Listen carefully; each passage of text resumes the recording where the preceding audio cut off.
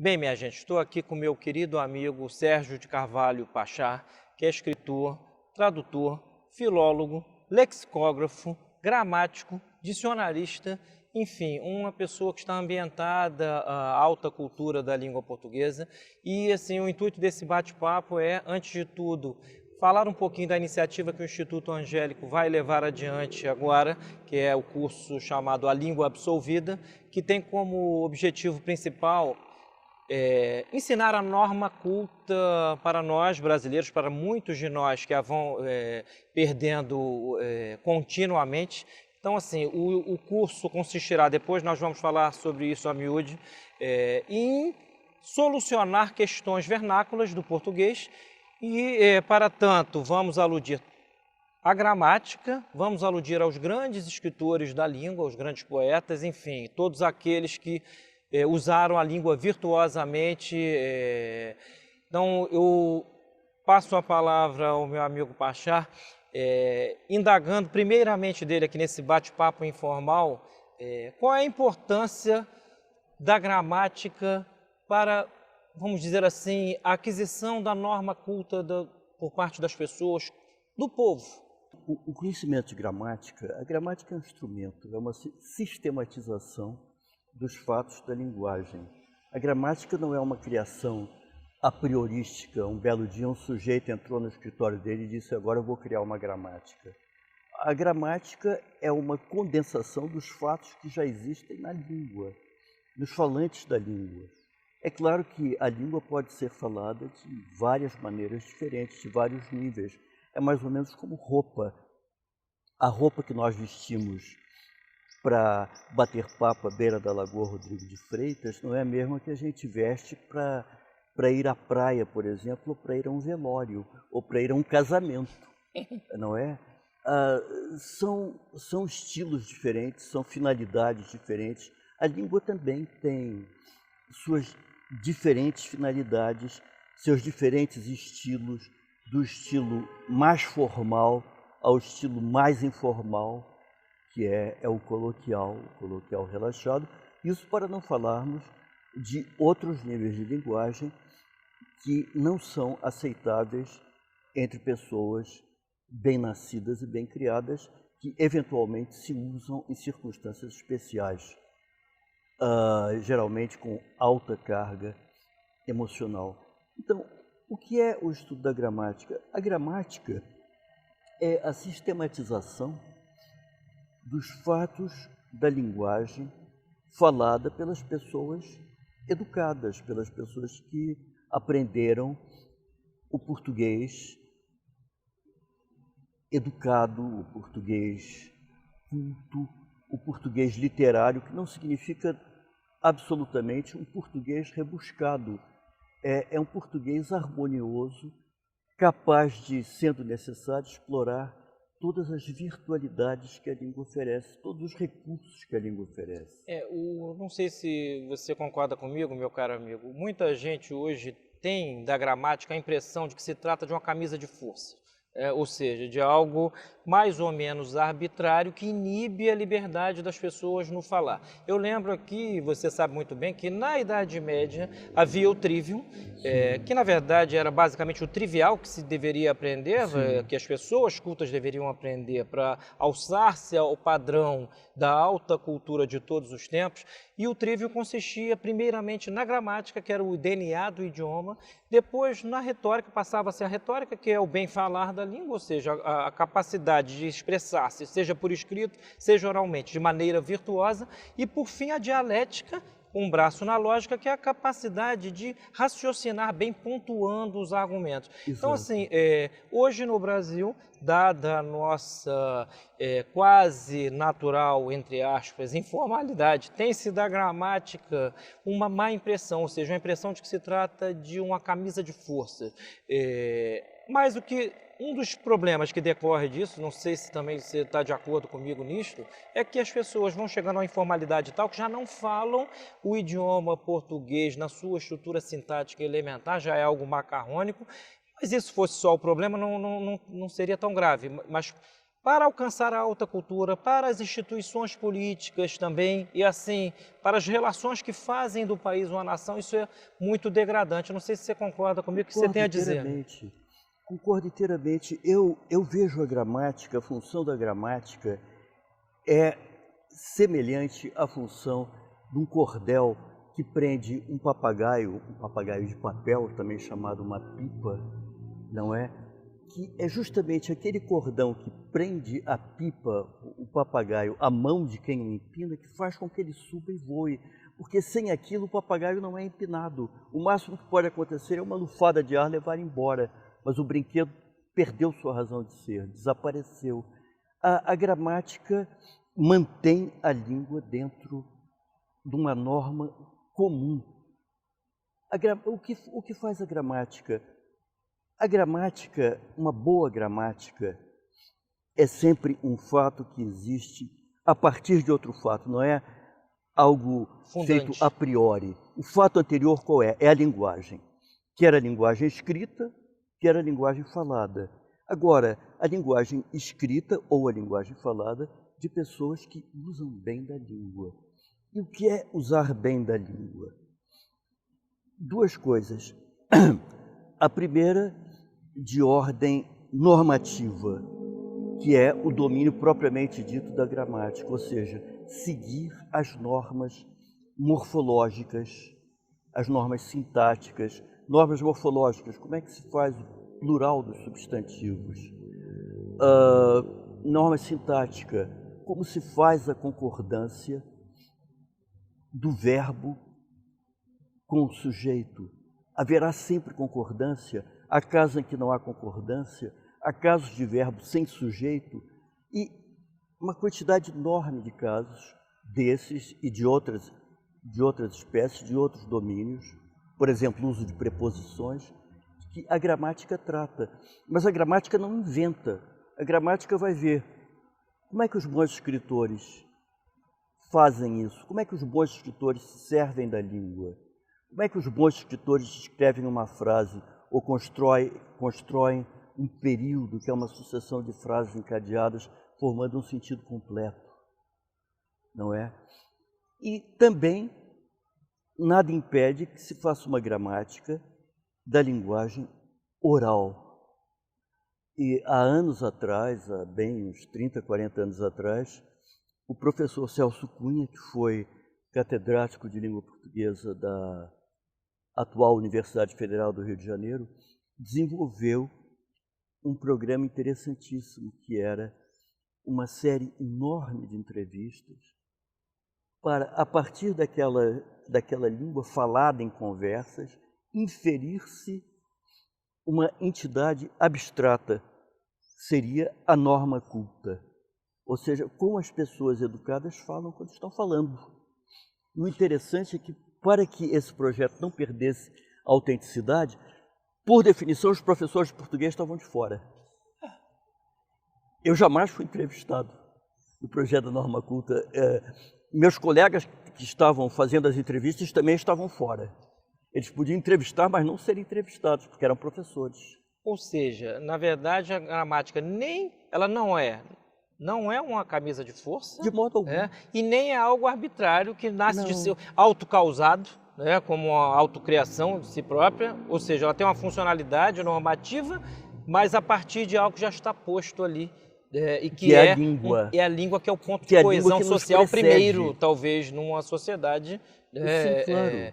de identidade, o ponto de identidade principal. Mas é evidente, e esse ponto que você está mencionando agora, eu acho de importância fundamental. O Olavo Bilac, que não era gramático, mas era um grandíssimo poeta, era um homem que tinha um senso excepcional da língua portuguesa e usava como poucos usaram.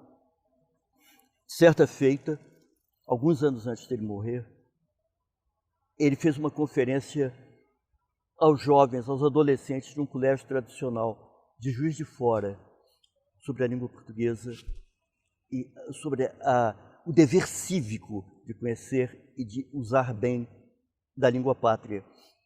E, a alturas tantas, ele disse uma coisa espantosa: a morte de uma nação começa sempre pelo apodrecimento de sua língua.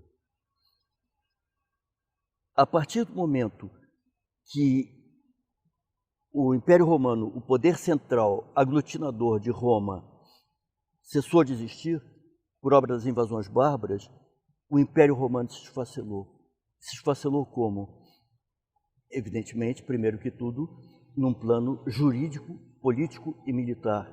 Mas a imediata consequência disso foi o desaparecimento da norma culta do latim. O latim culto deixou de ser falado e, a partir daí, cada diferente região começou a falar a sua maneira e daí se originaram as línguas e dialetos românicos. Mas, nessas alturas, já não existia mais uma nação chamada România, que era a totalidade do Império Romano. Ou seja, a gramática, que tem como referência primeiro o idioma, que é anterior a ela, é, num certo sentido, um dos pontos de unificação da identidade nacional. Agora me permite, já que você contou essa história do Olavo Bilac, ocorreu-me aqui para quem não sabe, que você me disse que ele fez esse curso em Juiz de Fora. Foi uma conferência que ele fez. É uma conferência. Para quem não sabe, Olavo Bilac foi um inimigo do governo florianista e foi a Juiz de Fora como que quase corrido, né? Ele estava em Minas. Quase fugido, saído daqui do Rio de Janeiro. Ele e muitos outros. E muitos outros. E há uma curiosidade que consta de sua biografia, que é muito engraçada, que estando em Juiz de Fora, certa feita, um velhinho, um senhor já bem idoso, interpelou-o na porta do hotel, chamando-o de traidor da pátria diante de outras pessoas que estavam ali presentes na recepção do hotel. E ele não teve meias medidas. Esbofeteou o velho, e foi praticamente corrido de Juiz de Fora. E o seu amigo Arthur Azevedo, o dramaturgo, o escritor Arthur Azevedo, que escrevia para um jornal carioca, fez a defesa do Bilac. E o consenso final foi o seguinte: a velhice não pode abusar de suas imunidades. Ou seja, não é por ser velho. Não, o Olavo Bilac tomou essa atitude, que eu não quero discutir, porque foi uma ofensa gravíssima. O Olavo Bilac, acima de tudo, foi um grande patriota. O Olavo Bilac foi o homem que fez a campanha mais cerrada em prol do serviço militar obrigatório. Tanto assim que ele foi altamente condecorado pelas Forças Armadas brasileiras. Ele era um patriota dos quatro costados. O hino à bandeira tem a letra de Olavo Bilac. O hino à bandeira era para ser o nosso hino nacional. Foi uma época que seguiu a proclamação da República, que vários hinos foram escritos, porque estavam em busca do hino nacional, porque o que até hoje é o nosso hino nacional, com a música de Francisco Manuel da Silva, não tinha letra. A letra veio muito depois, escrita por um poetastro chamado Osório Duque Estrada. Agora, quando eu penso por que eles não escolheram o hino de Olavo Bilac e Francisco Braga, que era um grande músico, foi professor da Escola Nacional de Música, por que não escolheram? A letra do Bilac é de uma beleza extraordinária. Sem dúvida. E, aliás, eu aproveito aqui, só para fazer um breve parêntese, um dos propósitos deste curso A Língua Absolvida é, além de resolver as questões vernáculas, sempre ao modo de bate-papo, nessa parte do curso, depois vamos explicar a miúde isso no site do Instituto Angélico, é trazer essas curiosidades a respeito da vida dos escritores, curiosidades a respeito da própria língua, seja dos falares, seja da língua culta dos escritores, porque isso, sem dúvida nenhuma, é algo de que a grande parte da nossa juventude hoje está privada. Ao ponto de perder o contato com o lastro cultural da língua. Eu acho que a nossa juventude está sendo defraudada, porque, vamos supor, mal comparando, eu vejo a nossa juventude no que diz respeito ao uso da língua, o conhecimento, o estudo, o domínio da língua, da língua materna, como a situação de uma criança que vai para um conservatório de música aprender teoria musical e a tocar um instrumento, e os professores ficam só ensinando a tocar Vem Cá Bitu no piano e pouco mais do que isso. E a grande literatura musical que está lá para ser estudada e tocada. Ah, não, isso deixa para lá, ou então isso é elitismo. Ou seja, é uma sociedade que isso se reflete no ensino do idioma, que cada vez mais parece voltada, vou tomar de empréstimo uma expressão do escritor Julián Marías, o filósofo espanhol, que parece ter um ódio à excelência, ou Ah, com seja, certeza. parece manifestar algo, assim, uma espécie de insegurança. Sim, a excelência mudou de nome e de, mudou de conotação. O nome da excelência agora é elitismo. E enquanto excelência tem uma conotação de excelência, elitismo tem uma conotação de algo maldito que deve ser evitado. E eu acho que isso está acabando com a gente. Ou seja, isso está acabando com a nossa gente, está depauperando crescentemente as relações interpessoais. Então, assim, o propósito desse curso reitero, primeiro, quero reiterar algumas coisas. Ele é de utilidade para todos, independentemente de profissão, todos nós precisamos nos servir da língua, da própria língua primeiro. Uma das coisas que acontece hoje e é dramática para nós é que os jovens vão aprendendo línguas estrangeiras de maneira má, porque fazem esses cursinhos que são quase uma decoreba, e não dominam os recursos básicos do seu próprio idioma. Não, então, e tem outro problema, uma pessoa que não domina os recursos básicos do próprio idioma nunca vai dominar uma língua estrangeira. Porque todos nós aprendemos uma língua estrangeira a partir do nosso idioma.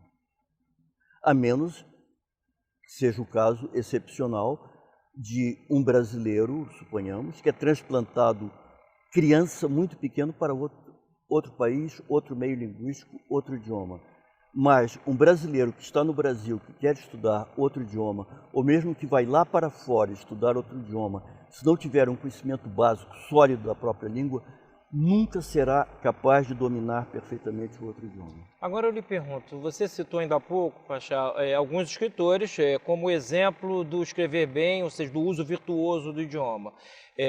A relação deles com a gramática, vou lhe fazer uma pergunta de cunho mais ou menos técnico. Há quem diga que a gramática, mesmo sendo posterior algo que é um fato, que é a própria língua, não pode abonar os grandes escritores em seus erros apenas porque são grandes escritores. Ou seja, não pode tomá-los como uma referência última das suas construções, dos seus ensinamentos.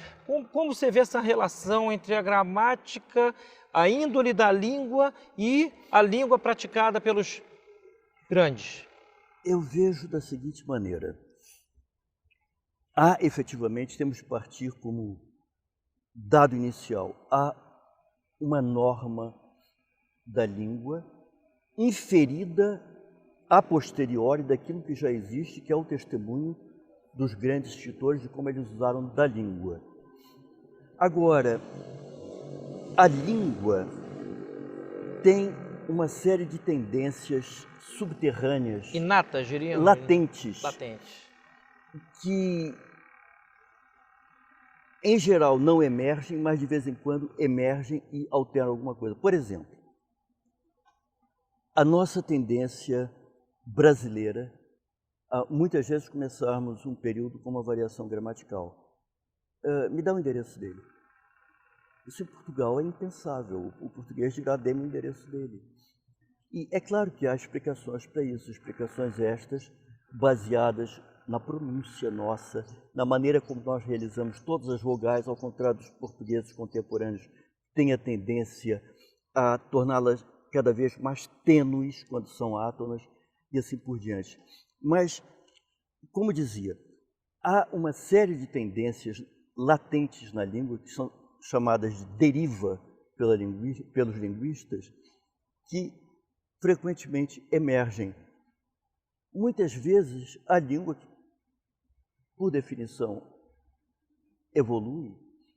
A tendência da norma culta é frear, na medida do possível, essa evolução, mas essa freagem é possível até certo ponto, porque a língua está evoluindo. A língua, num certo sentido, é indomável. Indomável, exatamente.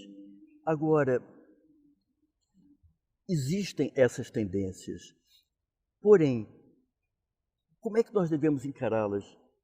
Eu vou dar um exemplo bem concreto. Nós sabemos perfeitamente que o pronome ser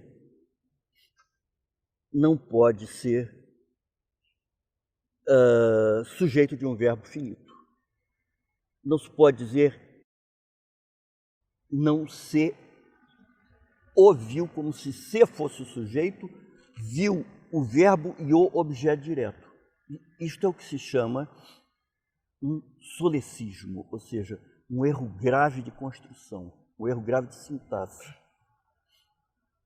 Agora, como nós não temos, ou melhor dizendo, como nós perdemos em português o pronome indefinido equivalente ao, por exemplo, ao pronome on em francês, que é um pronome indefinido e sujeito, on le voit, ele é visto. Nós temos esta tendência a usar, nós quer dizer, muitos falantes do português, têm a tendência a usar o pronome se, que é um indeterminador do sujeito, como sujeito. Isto é um erro objetivo. A norma culta da língua portuguesa, ao longo de toda a sua história, não aceita. Agora, alguém dirá, mas o Lima Barreto, que é um grande escritor, faz isso o tempo todo. Faz. Mas foi uma quebra violenta da norma que... Ou seja, por ele fazer, aceita. A norma não deixou de mudar. Exatamente. Mal comparando, é aquela história de o mandorim não faz verão. O Lima Barreto foi um grande escritor, mas não por causa disso. Talvez apesar disso. Com certeza. E apesar de ter sido um grande escritor, esta quebra violenta da sintaxe portuguesa, essa infração da sintaxe portuguesa, não fez escola. E, digo eu, graças a Deus. Ou seja, a índole da língua venceu uma prática pessoal, ou quase diria, enfim, eu não posso nem dizer que é um brasileirismo, muito embora o ritmo e a pronúncia do português do Brasil tenda a explicar uma série de fenômenos sintáticos. Mas não este. E é um caso, aliás, de que eu gostaria um dia, numa dessas nossas conversas, eu gostaria de tocar na questão, na relação entre a pronúncia e a sintaxe. A maneira como nós pronunciamos e a maneira como nós construímos as nossas frases. Agora, diga-me uma coisa, por favor, amigo. Qual o conselho que você dá a quem queira, a um falante do nosso idioma, que queira conhecer mais aprofundadamente a índole da língua? É estudar gramática apenas? É frequentar os grandes escritores? Primeiro, frequentar os grandes escritores. Foi assim que Machado de Assis se tornou Machado de Assis. Você sabe como ele se tornou Machado de Assis? No Real Gabinete Português de Leitura. No Real Gabinete Português de Leitura, na rua Luiz Camões, aqui no centro do Rio, perto da Praça Tiradentes. Machado de Assis, como creio que todos sabem, ou ainda sabem, provinha de uma família extremamente humilde. Desde cedo precisou trabalhar, ganhar a vida para ajudar no sustento da família. Foi aprendiz de tipógrafo, foi muito padeiro. Foi uma porção de coisas que não tinham nada a ver com a grande literatura. Pois bem, esse rapaz, esse adolescente, quase toda santa noite, depois do expediente, como nós diríamos hoje, ia para o Real Gabinete Português de Leitura e punha-se a ler até a hora que fechava. E foi assim que ele se tornou o grande escritor que foi. Um grande escritor que foi. É claro que o talento, quase diria, a genialidade dele contou muito também, porque há uma quantidade de professores de português que conhecem todas as regras da língua e mais algumas são capazes e escrevem corretamente mal. Mas esse mal aí já não diz respeito ao cumprimento das regras gramaticais.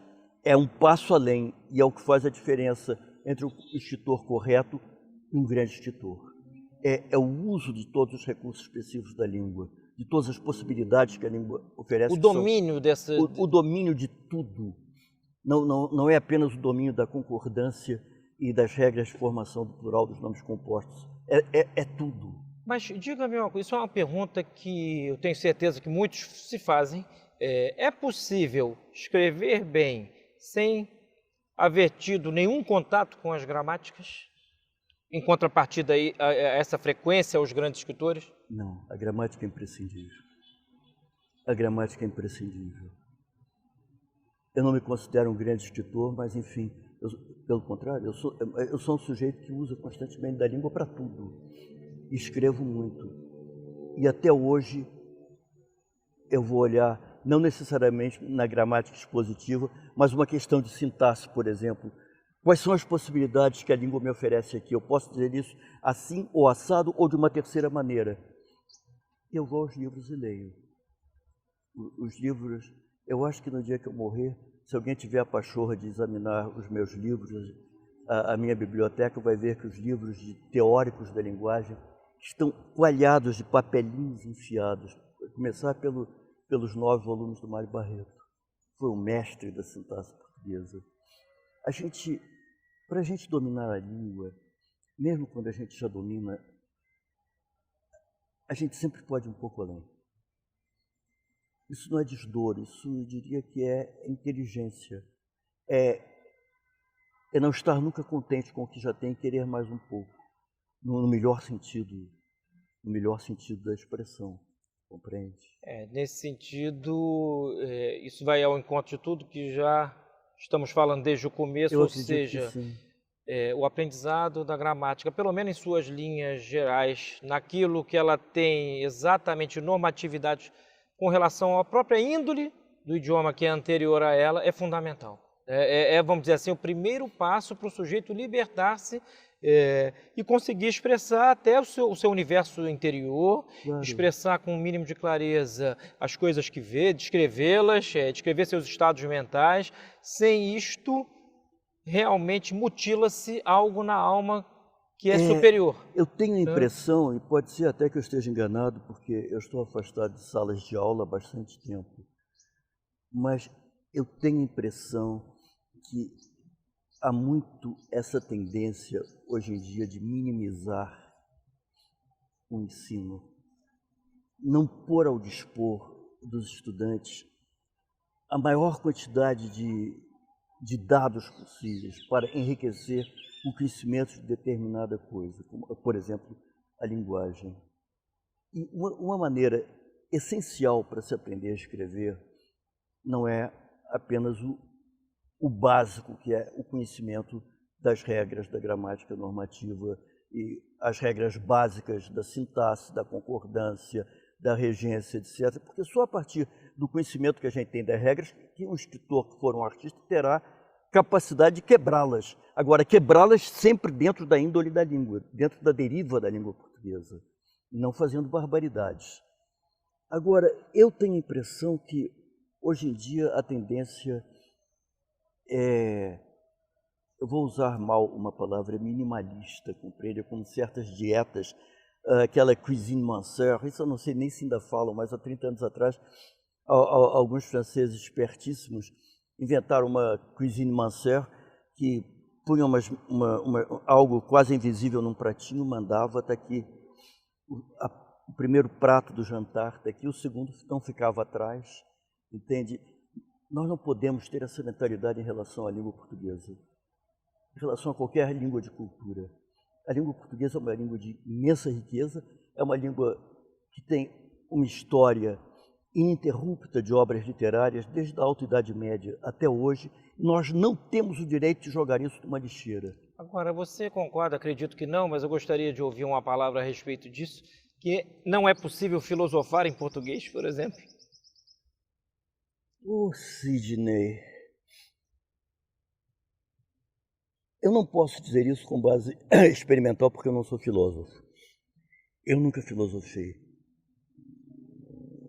Mas, se foi possível a Sêneca e a outros filosofarem em latim, que era uma língua de pastores, uma língua de gente rude, por que não será possível filosofar em português, que é uma língua filha direta do latim e herdeira também de todos os aportes eruditos vindos do grego, vindos do próprio latim, vindos de outras línguas de culturas que elas oferecem.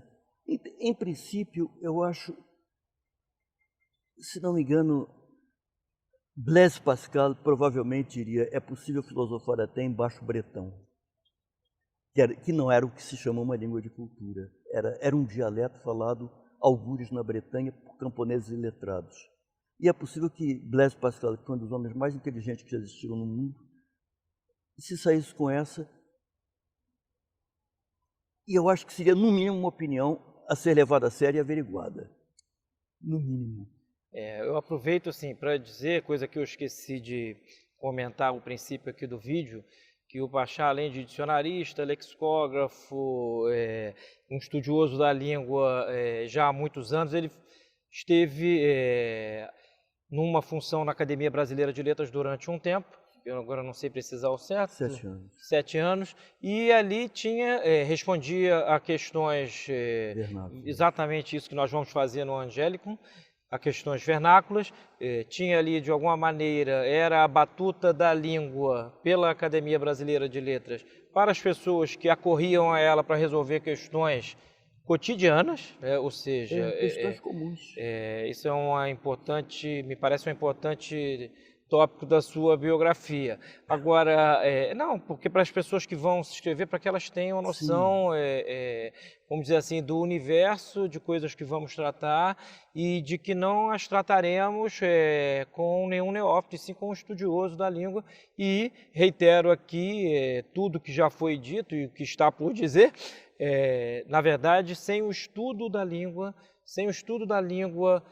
por meio da gramática, sem o estudo da língua por meio da frequência dos grandes escritores, ninguém, em tempo algum, conseguiu expressar-se universalmente. Ou seja, é óbvio que uma pessoa de cultura popular, uma pessoa do povo, que não teve a oportunidade de ter acesso a uma formação melhor, pode falar muito bem, verificamos isso em Portugal, falaram muito bem aqui, eu quero dizer com isto, expressar-se com clareza, e com eficiência. Agora, se trata de alguém que precisa usar da língua para tratar de coisas institucionais, de coisas atinentes à política, ou seja, juristas, políticos, escritores, Pensamento abstrato. O pensamento abstrato propriamente dito, neste caso não há como escapar do estudo. Realmente é muito difícil. É muito difícil. Seria uma espécie de milagre. Seria. Então, eu vou reiterar isso nos próximos vídeos que faremos, assim, um convite a todos. Nós vamos, esse pequeno curso, esse modesto curso, A Língua Absolvida, tem como objetivo ser um serviço prestado à população brasileira, prestado sempre a propósito, sempre com bom humor, sempre com referência a coisas pitorescas também da língua, da história dos escritores. E sempre de maneira informal, o que não quer dizer de maneira caótica. É claro que sempre haverá, da parte de quem fala, ideias normativas para que a coisa não se disperse. Mas com a mesma informalidade com que nós estamos conversando agora aqui. Você concorda, Sidney? Claro, informalidade não é ser um rufião. Não, de modo algum. A informalidade é ser quem você é, uma pessoa educada, uma pessoa que faz questão de usar bem da língua, até porque acha que isso é um dever cívico, mas uma pessoa normal, ao fim e ao cabo, não um discursador. Agora, uma curiosidade, eu imagino, tenho certeza, melhor dizendo, você lê bastante, inclusive as coisas que se publicam hoje. Nunca se escreveu tanto hoje à internet, as pessoas sentam-se diante do computador e perpetram os seus solecismos com grande falta de consciência de culpa.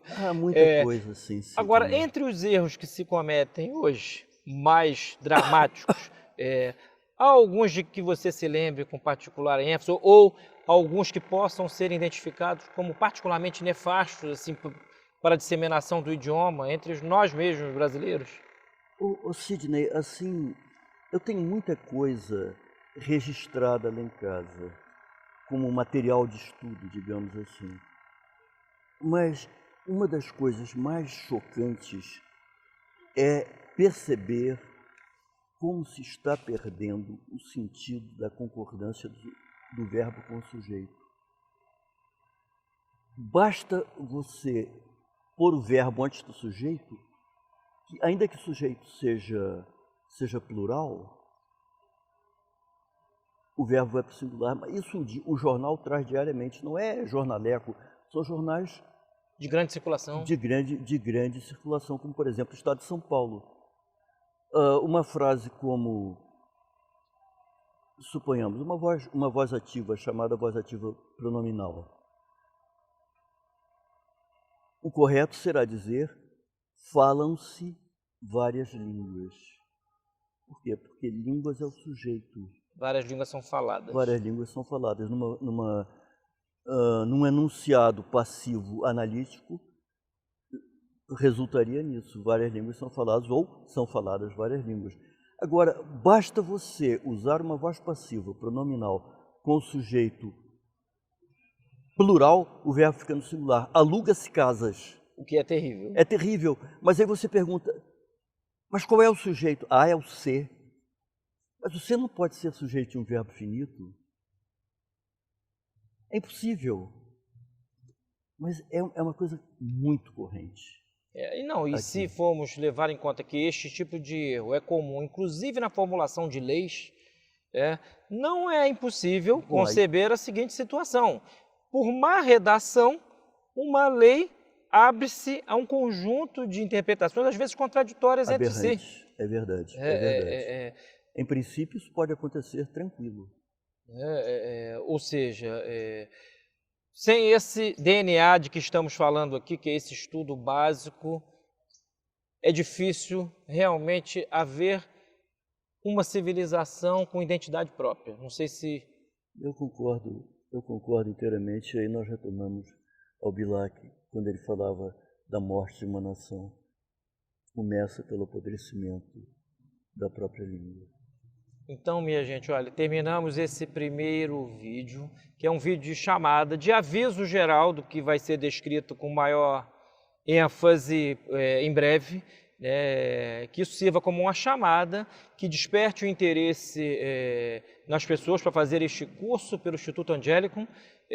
Prometemos em breve dar o detalhamento no site do Instituto, e também por vídeos que serão divulgados no Facebook. Então, fiquemos aqui com esta citação do Olavo Bilac, feita pelo meu querido Pachá, a destruição da língua, a morte de uma nação começa sempre pela destruição do idioma. Pelo apodrecimento de sua língua. Então, não deixemos a nossa língua apodrecer. Estudemos, este é o caminho, não há outro. Grande abraço.